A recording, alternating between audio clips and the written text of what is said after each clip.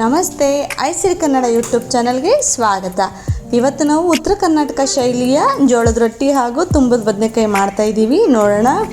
ಹಾಗೂ ಇನ್ನೂ ಯಾರ್ಯಾರು ನಮ್ಮ ಚಾನಲ್ಗೆ ಸಬ್ಸ್ಕ್ರೈಬ್ ಆಗಿಲ್ವೋ ದಯವಿಟ್ಟು ಹಾಗೆ ಅಂತ ಹೇಳ್ತಾ. ಚೆನ್ನಾಗಿದ್ದೀವಿ, ನೀವು ಚೆನ್ನಾಗಿದ್ದೀರಾ? ನಾವು ಚೆನ್ನಾಗಿ. ಯಾವ ಊರು ರೀ? ನಮ್ಮ ಯಾದಗಿರಿ ರೀ. ಯಾದಗಿರಿಲಿ ಹಳ್ಳಿ ಸಾವೂರು ರೀ. ಇವತ್ತು ನಮ್ಮ ನೋಡಿಗರಿಗೆ ನಿಮ್ಮ ಉತ್ತರ ಕರ್ನಾಟಕದ ಸ್ಪೆಷಲ್ ತೋರಿಸ್ಕೊಡ್ತೀನಿ ಅಂತ ಹೇಳಿದ್ರಿ. ಏನು ಸ್ಪೆಷಲ್ ತೋರಿಸ್ಕೊಡ್ತಾ ಇದ್ದೀರಾ? ನಮ್ಮ ಕಡೆ ತುಂಬದನಿಕಾಯಿ ಅಂದ್ರೆ ಭಾಳ ಇಷ್ಟಪಡ್ತೇವೆ ರೀ. ಬನ್ನಿರಿ, ಅದ್ರ ಜೊತೆಗೆ ರೊಟ್ಟಿ ಮಾಡಿ ತೋರಿಸ್ತೀನಿ, ಬನ್ನಿರಿ. ಇದು ಮಾಡೋದಕ್ಕೆ 5ರಿಂದ 10 ಬದನೆಕಾಯಿ ಹಾಗೂ ಶೇಂಗಾ ಬೀಜ ಅಂದರೆ ಕಡಲೆಕಾಯಿ ಬೀಜ 100ರಿಂದ 150 ಗ್ರಾಮ್ ಚೆನ್ನಾಗಿ ಹುರ್ಕೋಬೇಕು. ಇದಕ್ಕೆ ಮಸಾಲೆ ಐಟಮ್ ಬಂದು ಒಂದೇ ಒಂದು ಟೊಮೊಟೊ, ಗರಂ ಮಸಾಲ, ಬೆಳ್ಳುಳ್ಳಿ, ಹುಣಸೆಹಣ್ಣು, ಸ್ವಲ್ಪ ಬೆಲ್ಲ, ಜೀರಿಗೆ, ಕಸ್ತೂರಿ ಮೆಥಿ ಹಾಗೂ ಧನಿಯಾ ಪೌಡರ್, ಕರಿಬೇವಿನ ಸೊಪ್ಪು ಇಷ್ಟು ತೊಗೋಬೇಕು. ಆಗ ಒಂದು ಬಾಣಲೆಯಲ್ಲಿ ಎಣ್ಣೆ ಹಾಕ್ಕೊಂಡು ಸ್ವಲ್ಪ ಜೀರಿಗೆ, ಒಂದು ಈರುಳ್ಳಿ, ಒಂದು ಟೊಮೊಟೊ ಹಾಗೂ ಸ್ವಲ್ಪ ಕರಿಬೇವಿನ ಸೊಪ್ಪು ಹಾಕಬೇಕು. 4 ಎಸಳು ಬೆಳ್ಳುಳ್ಳಿ ಹಾಕ್ಕೊಂಡು ಚೆನ್ನಾಗಿ ಫ್ರೈ ಮಾಡ್ಕೋಬೇಕು. ಈಗ ಕಡಲೆ ಬೀಜ ಹುರ್ಕೊಂಡಿರೋದೇನಿದೆ ಒಂದು ಮಿಕ್ಸಿ ಬೌಲ್ ತೊಗೊಂಡು ಅದಕ್ಕೆ ಹಾಕ್ಕೊಂಡು ರುಬ್ಕೋಬೇಕು.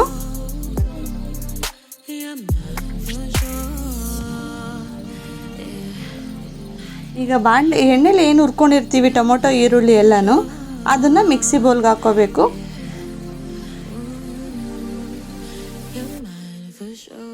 ಇವಾಗ ಇದಕ್ಕೆ ಮಸಾಲೆ ಐಟಮ್ ಸಹ ಸೇರಿಸ್ಕೋಬೇಕು.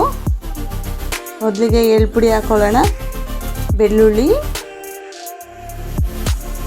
ಹುಣಸೆಹಣ್ಣು, ಬೆಲ್ಲ, ಜೀರಿಗೆ, ಗರಂ ಮಸಾಲ, ಕಸ್ತೂರಿ ಮೇಥಿ ಇವೆಲ್ಲನೂ ಹಾಕ್ಕೊಳ್ಳೋಣ.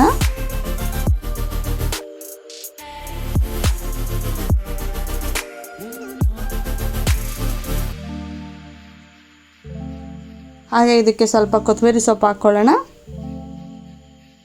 ಈಗ ಮನೇಲೇ ಮಾಡಿದಂತಹ ಸಾಂಬಾರು ಪುಡಿ, ಅದು ಖಾರ ನೋಡಿ ಹಾಕ್ಕೊಳ್ಳಿ. ಮನೇಲೇ ಮಾಡಿದಂಥ ಸಾಂಬಾರು ಪುಡಿ 2 ಟೀ ಸ್ಪೂನ್ ಹಾಕ್ಕೊಂಡಿದ್ದೀವಿ. ಆಗ ಕಲ್ಲುಪ್ಪು, ಸ್ವಲ್ಪ ಕಲ್ಲುಪ್ಪು ತೊಗೊಂಡಿದ್ದೀವಿ, ಅದಕ್ಕೆ ಹಾಕಿ ಈಗ ಅದನ್ನು ರುಬ್ಕೊಳ್ಳೋಣ. ನುಣ್ಣಗೆ ಸ್ವಲ್ಪ ನೀರು ಮಿಕ್ಸ್ ಮಾಡ್ಕೊಳ್ಳೋಣ.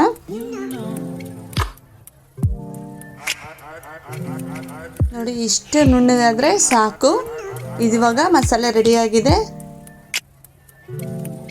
ಸೈಡ್ಗೆ ಇಡೋಣ. ಇವಾಗ ಬದನೆಕಾಯಿ ತೊಗೊಂಡು ಒಂದು ಪಾತ್ರೆಯಲ್ಲಿ ನೀರು ಹಾಕ್ಕೊಳ್ಳೋಣ. ಆ ನೀರಿಗೆ ಸ್ವಲ್ಪ ಉಪ್ಪು ಹಾಕ್ಕೊಳ್ಳೋಣ, ಯಾಕಂದರೆ ಉಪ್ಪಿನ ನೀರಲ್ಲಿ ಬದನೆಕಾಯಿ ತೊಳೆದ್ರೆ ಕಹಿ ಬರಲ್ಲ ಅಂತ.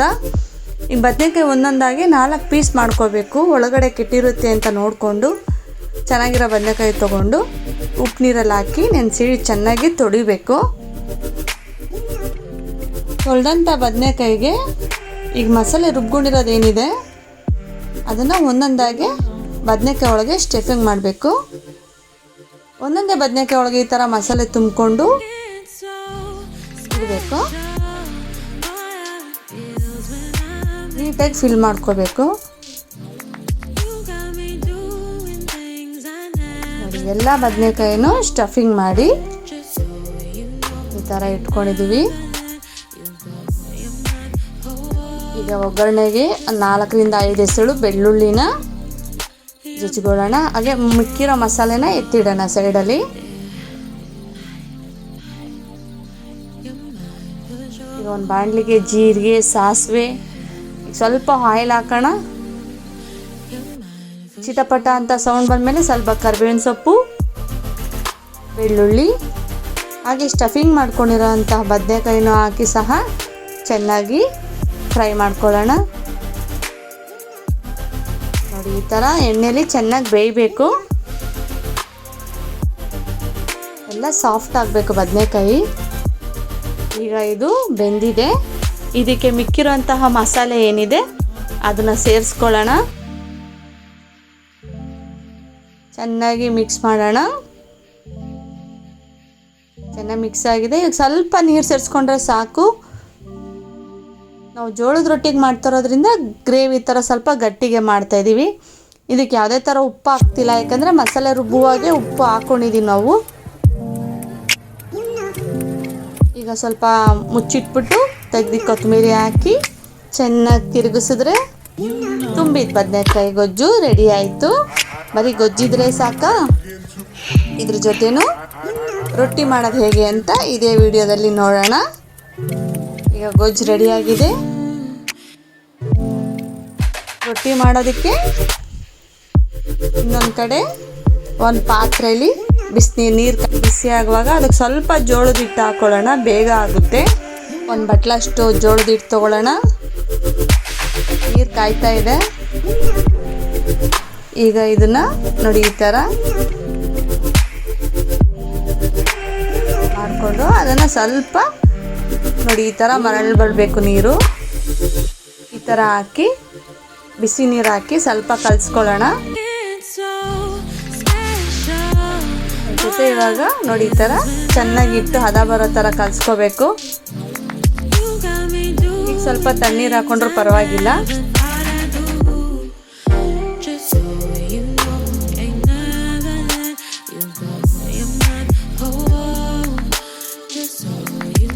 ನೋಡಿ ಇವಾಗ ಹಿಟ್ಟು ರೆಡಿ ಆಯಿತು.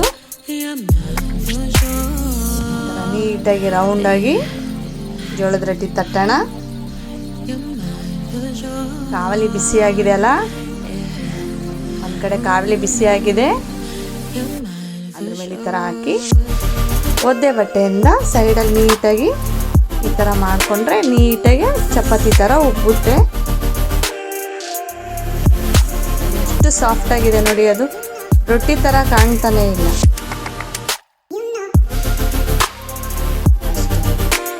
ಎಷ್ಟು ಸಿಂಪಲ್ ಅಲ್ಲ ರೊಟ್ಟಿ. ಈಗ ರೆಡಿ ಆಯಿತು. ನಿಮಗೆಲ್ಲರಿಗೂ ಈ ವಿಡಿಯೋ ಇಷ್ಟ ಆಯಿತು ಅನಿಸುತ್ತೆ. ಜೋಳದ ರೊಟ್ಟಿ ಜೊತೆ ಬದನೆಕಾಯಿ ತುಂಬ ಚೆನ್ನಾಗಿರುತ್ತೆ ರೀ. ಒಮ್ಮೆ ಟ್ರೈ ಮಾಡಿ ನೋಡಿ. ಎಲ್ಲರಿಗೂ ಇಷ್ಟ ಆಯಿತು ಅಂತ ಭಾವಿಸ್ತಾ ಧನ್ಯವಾದಗಳು.